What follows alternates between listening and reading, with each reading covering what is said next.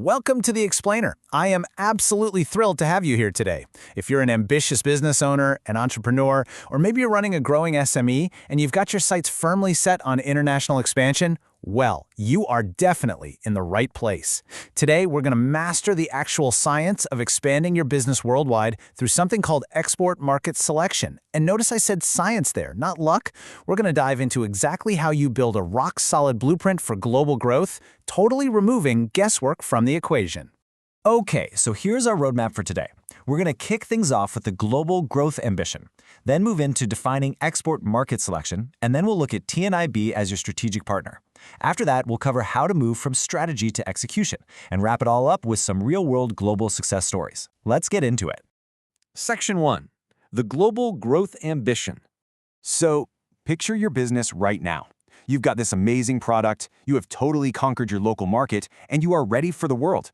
But crossing borders blindly, it's incredibly risky. You are literally putting capital, time, and your hard-earned brand reputation on the line. Which brings us to the ultimate million-dollar question. How do you choose the right market?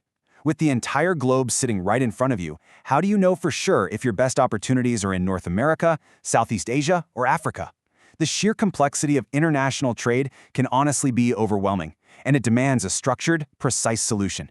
You absolutely cannot just throw a dart at a map and hope for the best. And that is exactly where export market selection acts as your navigational compass. The framework really boils down to this: right market plus right strategy equals global success. That's the magic formula. It's the precise navigational tool you need to guide your goods safely and profitably from your local warehouse straight onto the global stage. Section 2. Defining export market selection. Okay, so we know we need a compass, but how does it actually work? Well, turning that big ambition into a concrete plan requires a very specific four-step logical sequence. First up, Step 1, in-depth market research. This is where you identify those high-potential export markets. Then, Step 2, data-driven analysis. You take all that research and use it to make really informed, profitable decisions. Step 3 is building a customized strategy, meaning you're getting tailored market entry recommendations that actually fit your business. And finally, Step 4 is the ultimate goal: global growth, successfully expanding your business worldwide. It's kind of like a giant puzzle. Actually, scratch that, it's more like building a house. You simply can't get to Step 4 without doing the rigorous foundation work of Steps 1, 2, and 3. Now this is absolutely crucial. Doing this right isn't just some theoretical whiteboard exercise. It demands commercial due diligence and market research, and these are highly specialized professional services. It means digging deep into the economic realities, the competitor landscapes, and the often messy regulatory environments of a target country. You have to ensure that before you spend a single dollar on market entry, every single one of your decisions is completely 100% data-backed. Section 3. TNIB, your strategic partner. Let's be real for a second and weigh the options here. Expanding blindly means you are navigating global markets totally alone, bringing massively high risk and really uncertain outcomes. The alternative, integrating a trusted partner like Trade and Investment Bangladesh, or TNIB.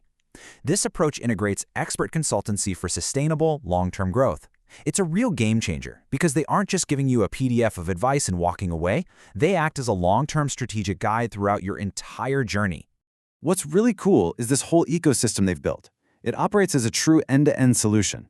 Beyond just business mentorship and export support, it actually incorporates the technological infrastructure you need for modern trade. We're talking professional website development and digital marketing platforms, right alongside that critical commercial due diligence we just talked about. They combine deep market insight with the actual technology and professional practice to make your enterprise highly competitive on an international level. It's the whole shebang. Section 4. From strategy to execution. So how do we take all this high-level, big-brain planning and actually turn it into actionable, boots-on-the-ground execution? Well, at the very heart of execution is buyer-seller matchmaking. Think about it. You can have the most beautiful market research in the world, but if you literally don't have anyone to sell to, it's completely useless. TNIB acts as a powerful matchmaking engine, actively connecting your business with genuine, carefully vetted international buyers and sellers.